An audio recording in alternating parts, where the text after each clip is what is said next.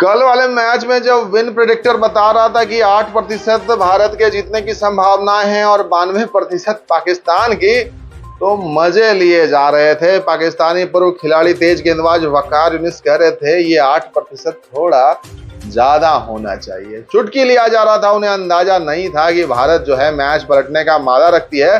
जब भारतीय क्रम, जो बल्लेबाजी की क्रम है, वो बिखर सकती है, वो टूट सकती है, तो पाकिस्तानी टीम की क्या औकात है।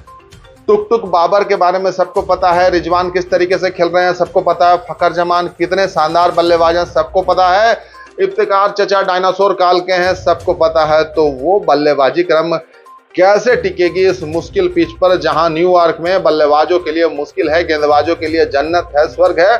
उनको विकेट से मदद मिल रही थी, स्विंग मिल रही थी, विकेट में उछाल मिल रही थी, कभी नीचे कभी ऊपर। तो पाकिस्तानी खिलाड़ियों के लिए शायद इस बात का अंदाजा नहीं था कि ये भूचाल आ सकता है, और ऐसा आया कि पाकिस्तान टीम 120 रन भी नहीं बना पाई। अब तो वकार यूनिस का मुंह भी बन गया होगा, और आपने देखा किस तरीके से पाकिस्तान में भूचाल आया है, मातम पसरा है, किस तरीके से खिलाड़ियों को गालियां दी जा रही है, ट्रोल किया जा रहा है। बाबर आजम और उनकी कंपनी के लिए मुश्किल बढ़ गई है भैया। इस T20 वर्ल्ड कप से बाहर होने के आसार जो हैं अब 99% हैं, ये हम आपको बता रहे हैं।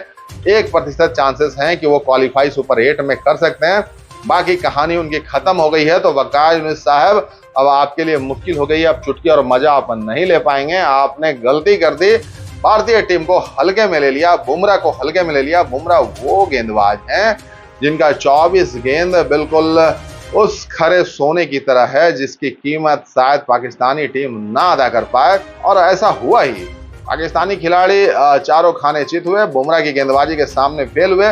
बुमराह ने 4 ओवर में यानी 24 गेंदों में 14 रन देकर 3 विकेट लिए, और तीनों क्रूशियल टाइम में विकेट लिए। पहले बाबर का विकेट निकाला, फिर रिजवान जो हीरो बन रहे थे, स्लॉग स्वीप करना चाहते थे, उनका विकेट निकाला, और फिर इफ्तिकार चचा जो छक्का मारना चाहते थे 19वें ओवर में उनका विकेट निकाला। तो भारत को हल्के में लेने की गुस्ताखी पाकिस्तान को बहुत महंगी पड़ी है। और जो विन प्रेडिक्टर वो शो कर रहा था, जीत की संभावनाएं जो बता रहा था 8% भारत की तरफ और बाकी बचे 92% पाकिस्तान की तरफ, तो उस विन प्रेडिक्टर को आप पाकिस्तान लेकर चले जाइए और इसी को फ्रेम करके रखिएगा, और बताइएगा कि एक वक्त ऐसा मौका आया था जब हमारे चांसेस इस तरीके से थे, क्योंकि हमने मैच इस तरीके से बनाया था।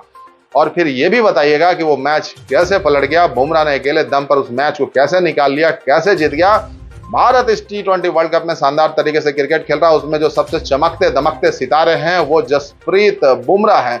उनकी गेंदबाजी भैया अनप्लेबल है, कोई भी बल्लेबाज उनके सामने खड़ा नहीं हो पा रहा है। उनकी जो 6 की 6 डिलीवरी है वो सवाल पूछती है, और कड़े सवाल पूछती है, कभी आउट स्विंग, कभी इन स्विंग, कभी यॉर्कर, कभी स्लोअर, कभी सटीक बाउंसर।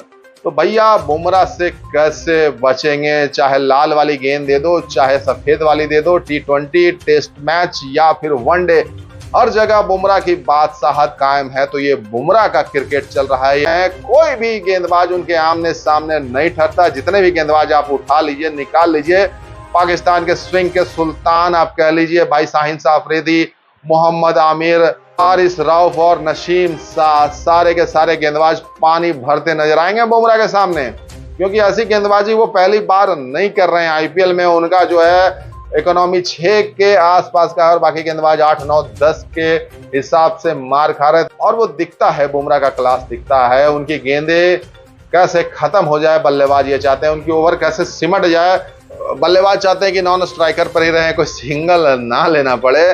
तो भैया ये है बुमराह का क्लास। पाकिस्तान की मुश्किलें बहुत बड़ी हुई हैं। अमेरिका से हारने के बाद, यूएसए से हारने के बाद भारत से जो हार हुई है, दोनों हार बहुत खतरनाक, बहुत उनके लिए सिरदर्द वाली है। पाकिस्तान में हालात और भी मुश्किल होंगे बाबर एंड कंपनी के लिए। बाबर एंड कंपनी पाकिस्तान कैसे जाएगी, और यहाँ की शुरुआत तो माशाअल्लाह सुभान अल्लाह कमाल कर दिया, अमेरिका से हार गए। उसके बाद पाकिस्तान भारत से भी हारा। तो भाई भारत से किसी भी कीमत पर पाकिस्तानियों को बर्दाश्त नहीं होता कि टीम भारत से हारे।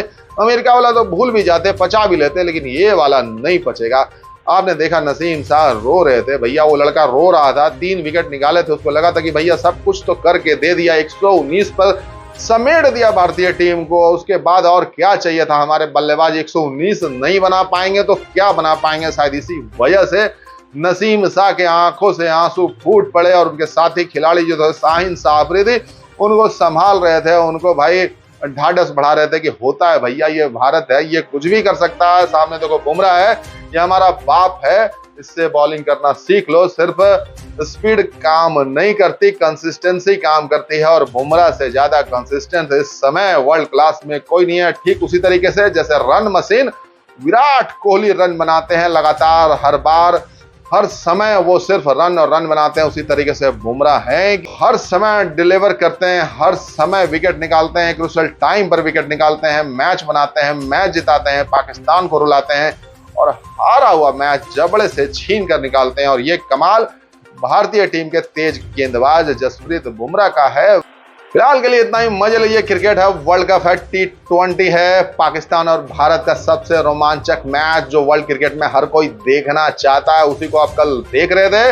वहां भारत का दबदबा, जलजला, और पाकिस्तान के लिए जलालत, समुद्र में डूबने के हालत। बिरयानी समोसे वाली मिलेगी, पाकिस्तान में जाएंगे तो पत्थरों से उनका स्वागत होगा। बाकी कहानी यही है कि बाबर एंड कंपनी के लिए मुश्किलें बहुत ज्यादा बढ़ गई हैं। मिलेंगे फिर।